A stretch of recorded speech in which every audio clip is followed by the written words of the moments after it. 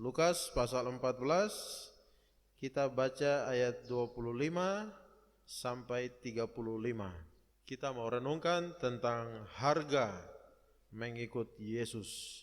Nah, dalam bagian hari ini Bapak Ibu kita lihat bahwa Lukas pasal 14, 25, 35, di mana perikop sebelumnya kita lihat ada orang-orang yang berdalih. Mereka tadinya berkata bahwa ya mereka mau datang undangan itu ya, pesta itu. Tapi kemudian mereka berubah pikiran, mereka membatalkan undangan itu untuk datang. Kenapa mereka tidak datang? Karena berbagai alasan. Tentu ada alasan tentang ekonomi, alasan tentang perdagangan, alasan tentang keluarga.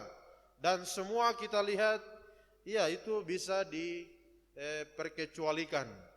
Memang di dalam perjanjian lama kita lihat ada aturan orang yang baru nikah dia dibebas tugaskan dari ya wajib militer atau apa begitu. Nah, tetapi kita lihat di dalam perspektif kerajaan Allah untuk mengikut Yesus, kita lihat bahwa Yesus sendiri, lihat perhatikan di dalam ayat 25. Suatu kali banyak orang berduyun-duyun mengikut Yesus dalam perjalanannya. Jadi kita lihat ini ada satu fenomena gejala bahwa ada banyak orang yang datang, banyak orang berduyun-duyun untuk mengikut Yesus. Nah, jadi fenomena ini kita akan temukan di sepanjang zaman. Bahwa ada banyak orang yang sepertinya datang dan pergi ke gereja. Sepertinya mau pergi ikut Yesus. Lalu kita lihat Yesus, di situ dia bilang sambil berpaling, ia berkata kepada mereka. Jadi Yesus seorang pemimpin yang dia tidak bangga dengan jumlah pengikut yang banyak. Dia pemimpin yang begitu realistis, sesuai dengan kenyataan. Melihat orang banyak berduyun-duyun, nah Bapak Ibu Saudara, Yesus tidak langsung bikin status, saya punya pengikut sekian banyak, kamu yang lain bagaimana? Tidak, tapi dia balik dan dia benar-benar mau pastikan, ya apakah orang-orang ini yang ikut dia memang ikut benar-benar mau ikut, ataukah ada tujuan dan motivasi yang lain. Nah Bapak Ibu Saudara, ayat 26 kita lihat, ya ini sepertinya suatu benturan. Benturan tatkala kita mau datang dan mengikut Yesus. Nah benturan yang paling sensitif adalah benturan dengan orang-orang yang terdekat dengan kita. Dan di sini kita lihat bahwa Lukas dia soroti orang-orang terdekat ini adalah siapa mereka? Bapak, ibu, istri, anak, saudara-saudara. Ini orang-orang yang ada di garis yang paling dekat dengan kita. Dan mereka punya pengaruh yang besar dengan hidup kita. Nah Bapak Ibu Saudara, Yesus bilang, barang siapa yang mau ikut aku, ya ia tidak benci orang-orang yang ada itu. Relasi yang paling dekat, dia tidak dapat menjadi muridku. Apa maksudnya? Kita lihat di dalam bagian yang lain, Yesus mengajarkan kita mengasihi Allah, mengasihi juga sesama kita, termasuk dengan keluarga kita, orang-orang yang terdekat dengan kita. Nah, apa maksudnya? Apakah ini bertentangan dengan ajaran Yesus untuk mengasihi? Nah, Bapak Ibu Saudara, di sini sebenarnya bukan mana yang penting, tapi di sini Yesus mau memberitahukan bahwa jikalau pengikutan kita kepada Yesus, kalau mau dibandingkan dengan yang lain, itu sebenarnya beda sekali. Mengikut Yesus itu berbeda sekali dengan kita, dengan relasi-relasi yang lain. Apa artinya? Yesus bilang kalau tidak benci mereka itu tidak dapat menjadi milikku. Nah Bapak Ibu Saudara, apa maksud daripada perkataan Yesus ini? Nah maksudnya adalah kita jangan salah mengerti. Bukan berarti kita membenci sampai membunuh mereka. Bukan itu. Tetapi bagaimana waktu kita mengasihi Yesus, kita mengikut dia, bahkan kita bisa lihat orang-orang yang terdekat ini kita bisa anggap bukan milik kita, bukan kepunyaan kita, bukan lagi sesuatu yang kita pertahankan. Tetapi kalau dibandingkan dengan Yesus, pengikutan kita kepada Yesus, maka semua itu seperti tidak lagi ya ada ikatan dengan kita. Ini bukan bicara antara pelayanan gereja dengan keluarga. Mana yang harus diutamakan? Bukan perbandingan pelayanan yang ada di bait suci dan pelayanan di keluarga. Bukan itu. Karena perbandingannya adalah tentang mengikut Yesus dan relasi-relasi kita yang paling dekat ini. Karena kalau bicara pelayanan itu aspeknya banyak. Mengikut Yesus itu kita lihat dia berbeda sekali dengan semua aspek-aspek yang lain. Mengikut Yesus itu bukan salah satu pilihan kita, tapi mengikut Yesus itu adalah segala-galanya dalam hidup kita. Amin. Itu sebabnya tidak bisa mengikut Yesus ini tidak bisa kita bandingkan bahkan relasi dengan orang terdekat kita, istri, anak, saudara, keluarga kita dan sebagainya. Nah, Yesus bilang bahwa tidak dapat menjadi muridnya. Karena apa? Pasti akan terjadi benturan. Benturan ini membuat kita bingung. Mana yang mau kita dahulukan? Nah, Bapak Ibu Saudara, keluarga ini kan kadang kita rasa, aduh ini milik kita. Yang harus kita jaga, kita pertahankan. Ini penting sekali buat kita.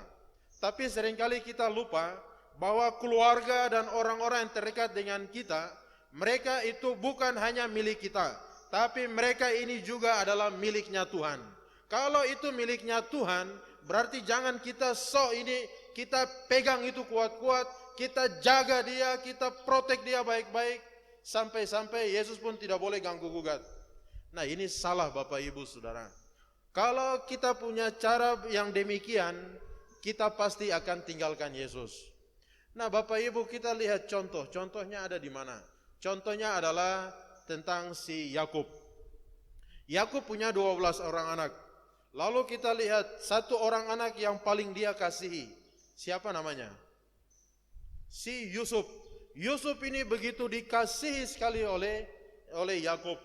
Saking dikasihi, disayangi, Yusuf ini diberikan baju yang maha indah sampai menimbulkan kecemburuan kepada saudara-saudara yang lain.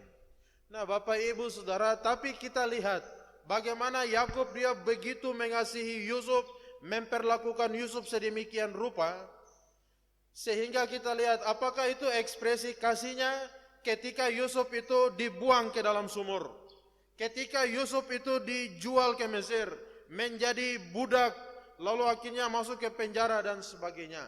Apakah itu ekspresi kasih Yakub kepada anaknya? Tentu berbeda sekali. Cara Yakub untuk mengarahkan Yusuf untuk sukses, untuk berhasil jadi anak yang terbaik dan sebagainya. Yakub punya cara membuat Yusuf itu berhasil.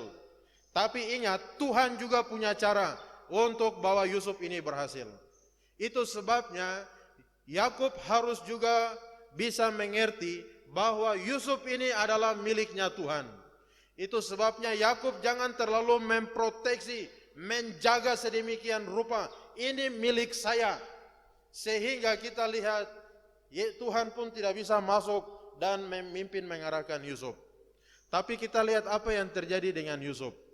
Yusuf harus masuk sumur, dibuang ke sumur. Yusuf harus dibuang ke Mesir, menjadi budak, harus masuk penjara karena difitnah. Bapak Ibu Saudara, ini cara didiknya siapa? Ini bukan cara didiknya Yakub sebagai orang tuanya, tapi ini adalah cara didiknya Tuhan kepada Yusuf. Tuhan merancang Yusuf sedemikian rupa karena Tuhan punya satu tujuan, membawa Yusuf menjadi seorang pemimpin besar yang ada di Mesir.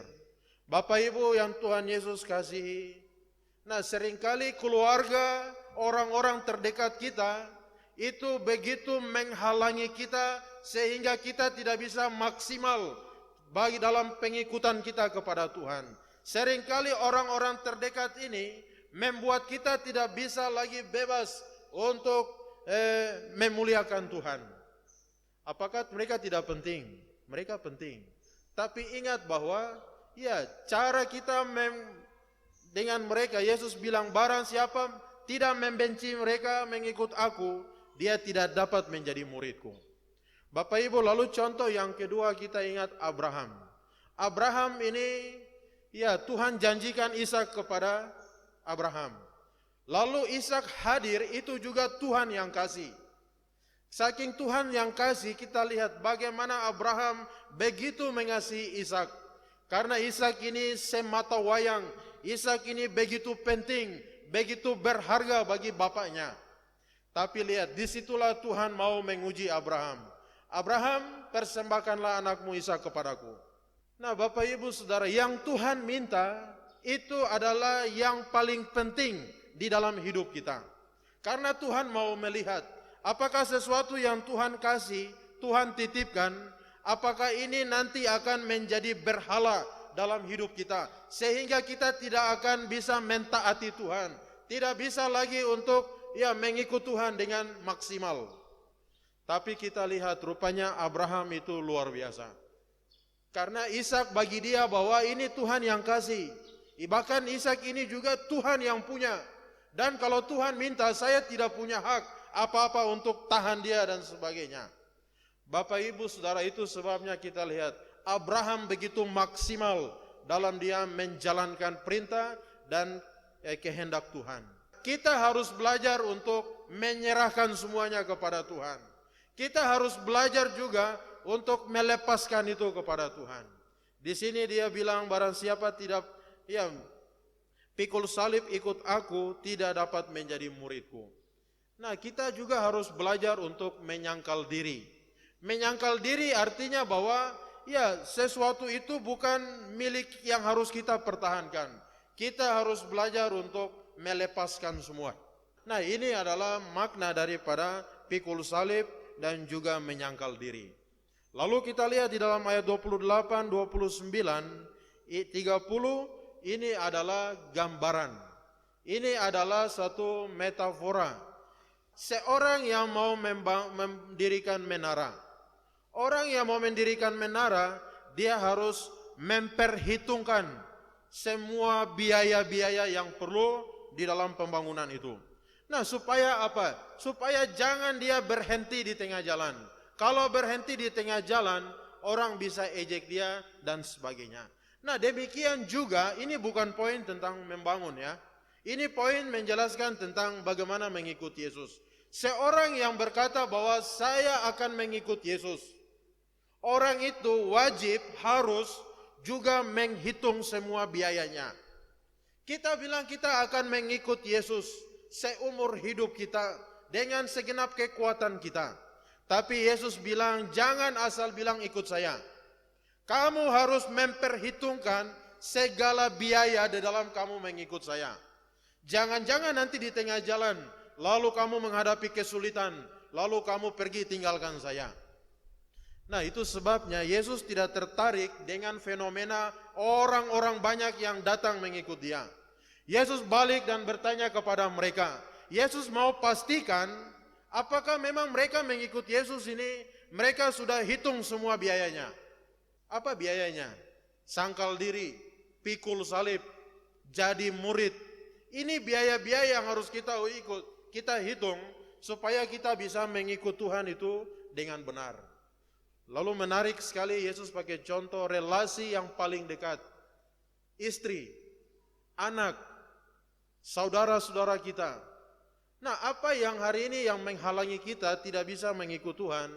Yesus bilang, lebih baik lepaskan itu, supaya kamu bisa menjadi muridku. Kalau tidak, nanti ada dua tuan, kamu susah mengabdi. Mengabdi kepada siapa? Nah, ini yang pertama. Jadi, harus duduk buat perhitungan. Apakah benar saya siap untuk mengikut Yesus? Karena mengikut Yesus, itu bukan ada jaminan bahwa langit ini akan cerah terus. Tidak ada jaminan bahwa tidak ada masalah, tidak ada tantangan. Justru ikut Yesus kita lihat, tantangan itu luar biasa. Pergumulan itu luar biasa.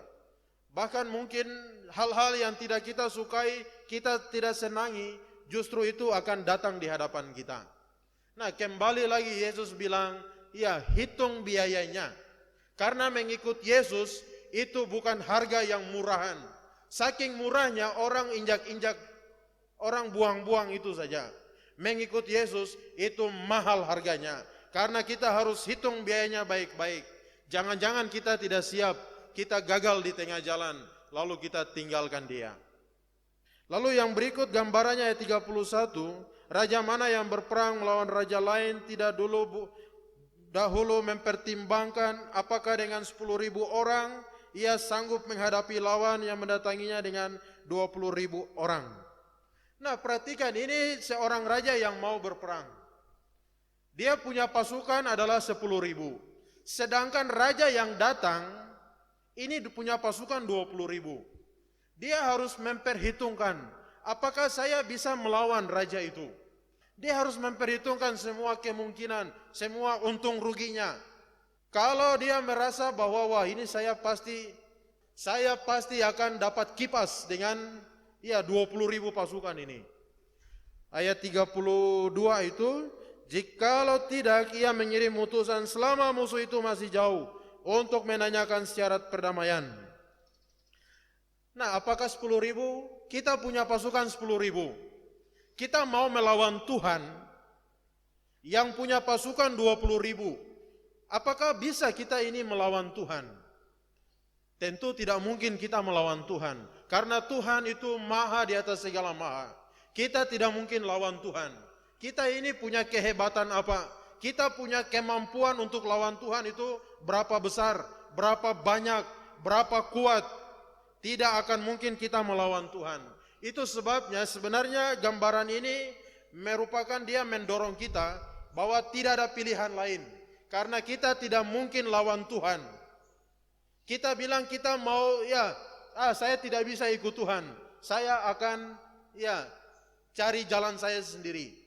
Kalau kita tidak memilih, kita tidak ikut Tuhan, berarti secara otomatis kita adalah musuhnya Tuhan. Kalau kita menjadi musuh, apakah bisa kita ini lawan Tuhan? Nah, ini gambaran ini artinya begitu. Tidak akan mungkin. Itu sebabnya kalau kita putuskan saya menolak untuk mengikut Tuhan, saya tidak bisa ikut Tuhan.